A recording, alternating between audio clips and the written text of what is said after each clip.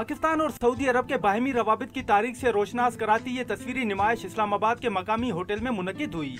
पाकिस्तान और सऊदी अरब के बाहमी ताल्लुकात की अक्कासी करती तस्वीर नुमाइश में आने वालों की तवज्जो का मरकज बनी रही। सऊदी अरब के सफीर नवाब सईदुल मालकी और चेयरमैन सेनेट सादिक संजरानी भी तस्वीरी नुमाइश के मेहमान बने। चेयरमैन सेनेट ने मीडिया से गुफ्तगू में कहा कि सऊदी वली अहद मोहम्मद बिन सलमान के दौरे पाकिस्तान से दोनों मुमालिक के ताल्लुकात में नई राहें खुलेंगी।